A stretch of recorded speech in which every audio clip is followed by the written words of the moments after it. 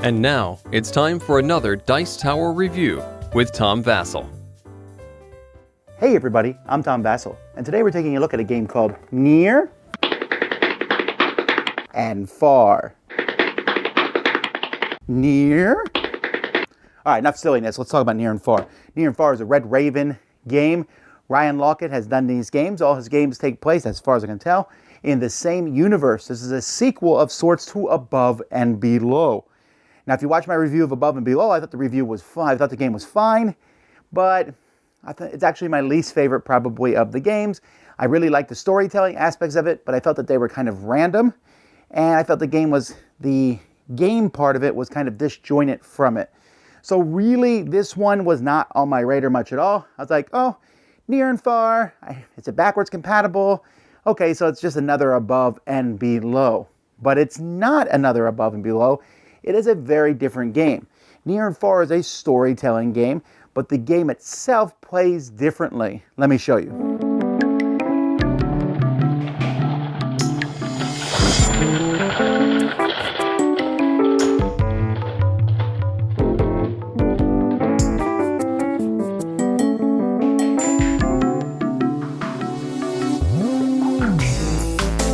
The game is played on two boards. It's going to be played on the town board. This is used in every game.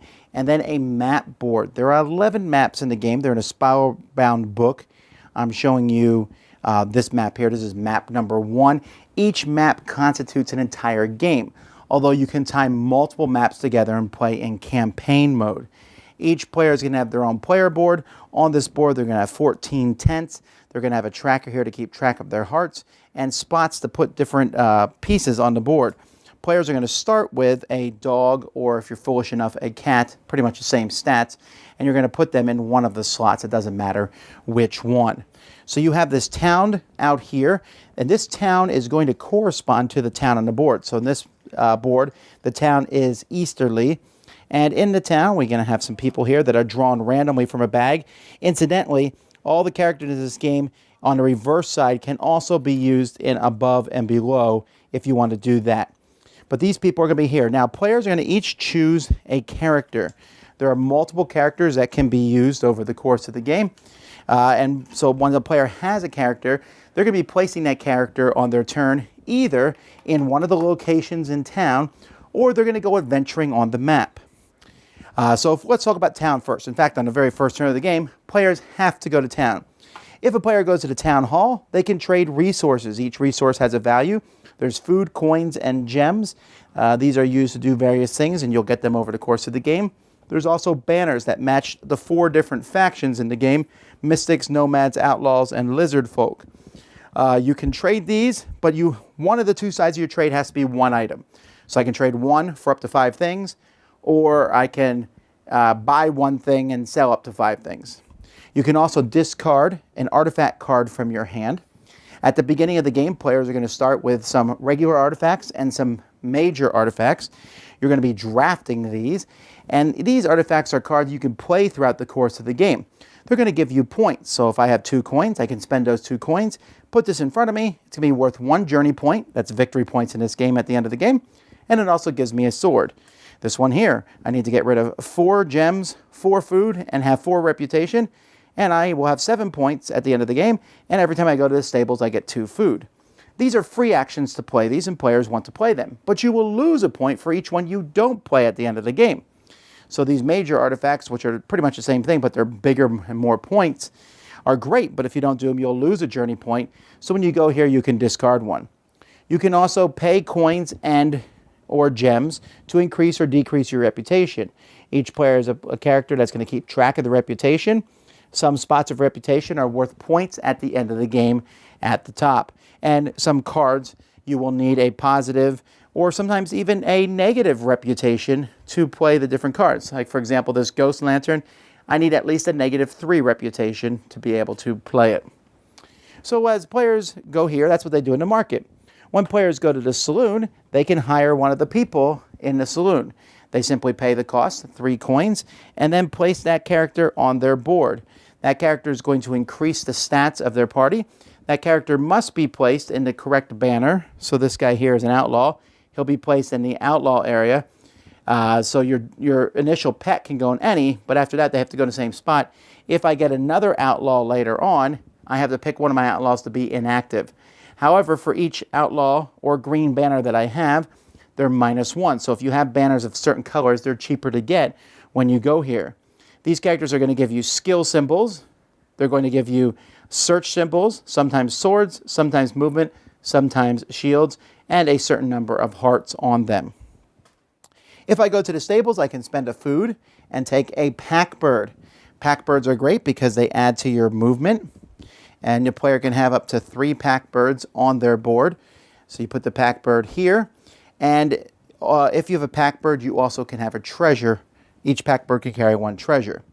A player can go to a general store where they can simply take a coin, or they can draw 4 more of these different artifacts and keep as many of them or as few of them as they want to. You can go here and you'll get 1 food for each skill symbol in your party.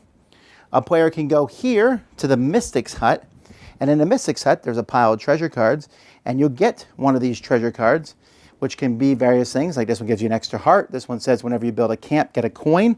However, you can't get one of these treasures unless you have a pack bird who can carry it. And then finally, a player can go to the mining area. Now the mining area, if you look here, has different numbers on it, and you're going to look at the skill symbols in your party. So let's say I have 3 skill symbols. Then I can place one of my tents on any number that's 3 or less. If let's say I put it here, I'll get the rewards in the column and the row. So this gives me 2 coins. If I put it here, I would have gotten 2 rubies. If I put it here, I would have got a ruby and a coin. And so this is a way to put out the tents that are on your board. Placing out the tents on your board can also give other benefits. You start here, and underneath it, this gives a coin. And sometimes they'll give other things like a gem. And if you get all your tents on the board, you'll get a bonus of 2 points. Now, putting tents in the mines is not the main place. You're going to be mostly doing that out here on your main board. When a player decides to go adventuring instead of going to town, they will start in the town and they will refresh their hearts. So let's say this is my party here, and I count 2, 3, 4, 5 hearts. I'll start with 5 hearts on the board. Players then have 2 movement automatically, plus any extra movement. So this character gives me a movement, and this bird gives me a movement. So I have 4 movement from where I'm at. So I follow the dotted lines in the board. So I say I'm going to go 1, and I decide I'm going to keep going. If I get to an empty space and keep going, you have to pay 1 heart for each empty space that you skip. So I might decide not to skip something because I don't want to spend the hearts. You can also spend 3 hearts when you're at a location to build a camp there, one of your tents.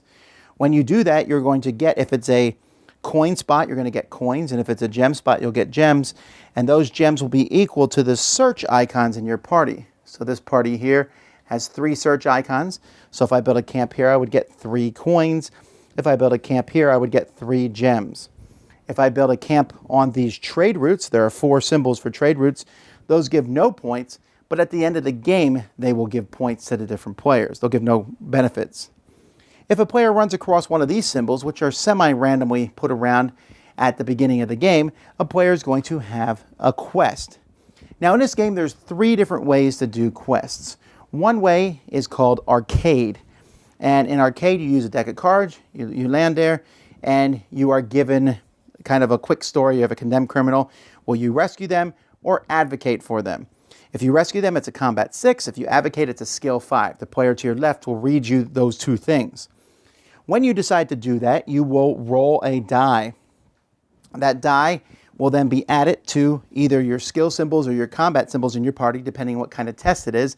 If you meet or exceed the test result, you get it. So here, for example, combat 6, and I roll a 6 and I have 2 swords. So I got an 8, great. So that I get -2 reputation for freeing a condemned criminal. So my reputation goes down, but I get a blue faction symbol and a coin. And because I went even better and got an 8, I also get another coin. If I had failed, let's say I had only rolled a 3 and I had 2 sword symbols, so that's a 5, that's not enough, but you can always spend hearts to add to your rolls after you do so to meet the needs of the card that you're trying to do. Now, the cards are the simplest form. They're called the arcade section of the game. And that's if you just want to play a one-up, you can use any map to do that. But there's a big, giant campaign book that's used if you're going to play either campaign or character. And I don't really want to spoil this, but each, here tells you how to read the thing and work with it. But each of these maps has specific numbers or letters that will match with wherever it's at. So, for example, this one here is on 7, so I could go to 7 and read the thing here. And there's a big, long story, and different things will happen. There are keywords that will tell you sometimes to go on side quests, and you'll go off and do a side quest instead of the quest that's numbered there. Or if you pick characters, each character has, like, here's the character Shardling will have a whole section dedicated to them. So instead of going by the things on the map, you are going to go by the characters themselves are going to grow. And the game even comes with sheets. So if you want to play from game to game, you keep track of experience and the side quests that characters pick up. So there's multiples for each character. And then there's also some generic ones if you just want to write down and make up your own character name. When you're moving around on the map, there's also enemies. They're smaller symbols. Let me zoom up here. If I move from Eastery to the Shrika Hills here, then I have to fight an enemy. And there's a pile of threat cards here. So it's basically just a combat roll, just like I showed you before. And if you beat it, you put one of your tents here and you get a point. And then that card goes away and the next card comes out. And so each card is going to successfully give more journey points at the end of the game, but they're going to be much more difficult to defeat. There's also spots on the board that when you cross them, you will get treasure. And so players are going to need to move out. If you run out of hearts as you're moving, well, then in your next turn, you just basically have to warp back to town, pick a spot there, and go around in town. And so you'll find yourself going to town, coming out, building a camp, going back to town, and so on and so forth. When you go to town, if you go to the same spot that someone else is at, then you will have a duel. You have to fight that person. Both players are going to roll a die, and they're going to add the number on that die to their swords that they have. If the attacker loses the fight, then they have to go to jail, and they basically miss a turn. If they win the fight, then they get to stay there and take the action of that place. The defender doesn't have anything really happen to them. They're just fighting in the duel. The attacker can decide to fight dirty, which adds +1 to their die roll, but if that happens, they can lose 1 reputation-wise. Speaking of town, you can play an advanced version where the board, you can flip the board over, and there's a few minor changes. If you lose a duel, you get a food.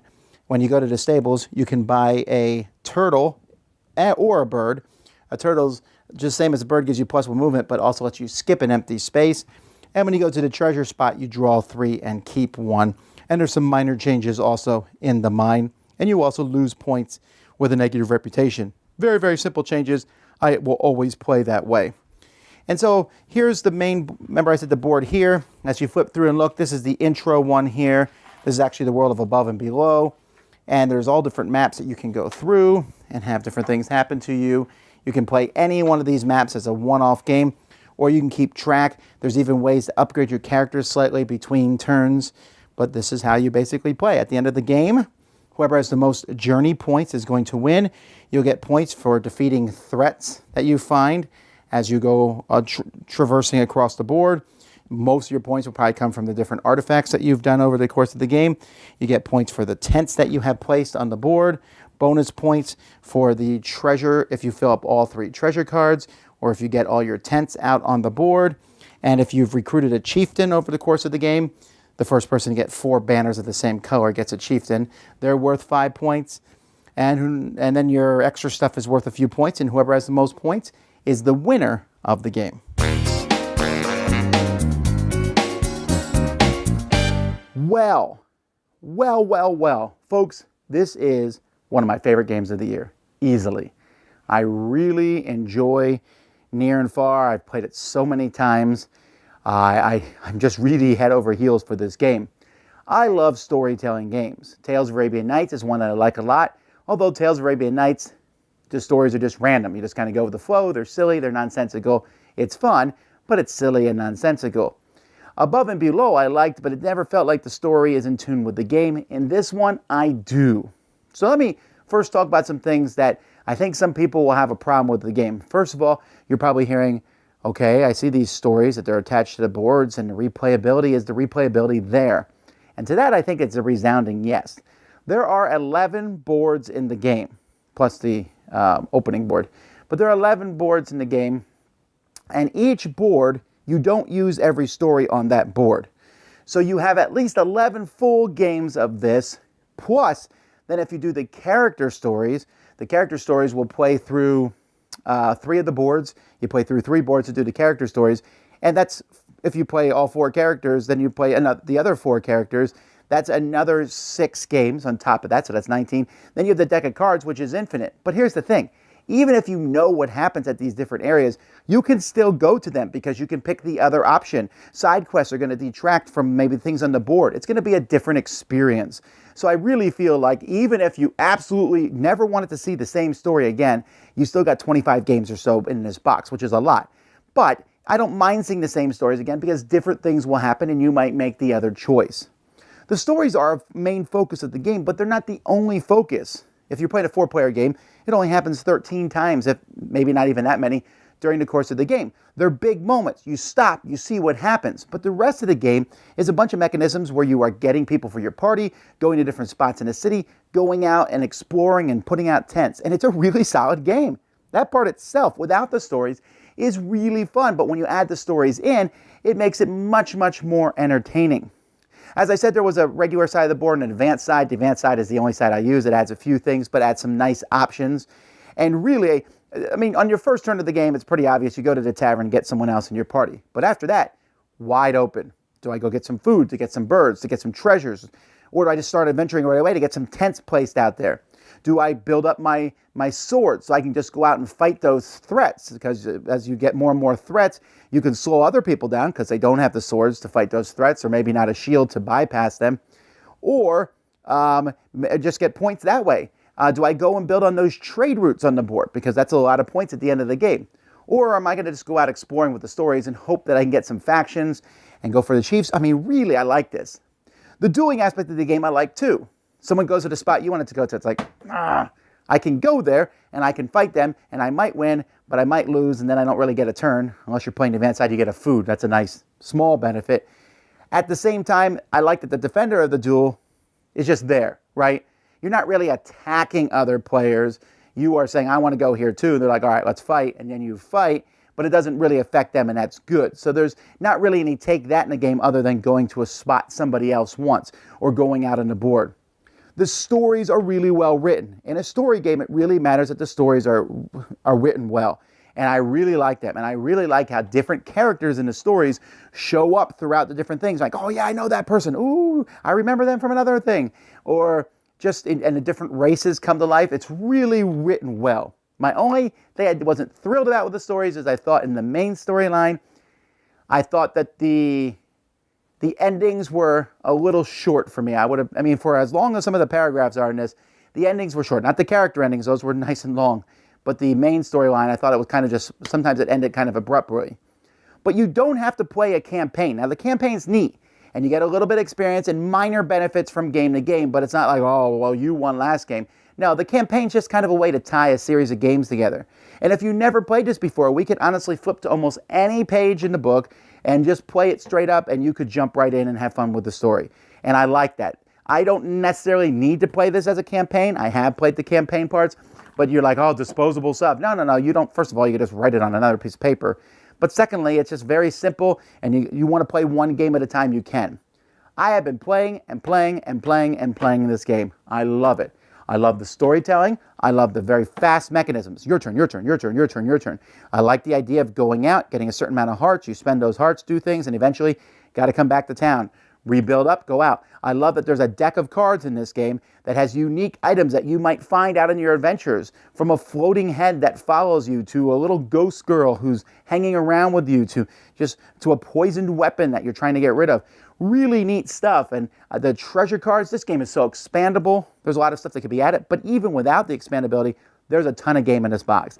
Easily my favorite Red Raven game. Easily.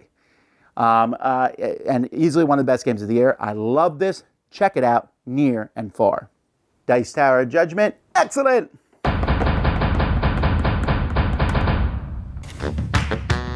Thanks so much for watching the Dice Tower videos. Find more great videos and reviews, as well as our top-rated audio podcast at Dicetower.com. You can also find other great shows at DicetowerNetwork.com. I'm Eric Summerer, and you've been watching The Dice Tower. The Dice Tower is sponsored by Cool Stuff Inc., where you can find great games for great prices. Cool stuff in stock. Check them out at CoolStuffInc.com. Shut the oldest door. There.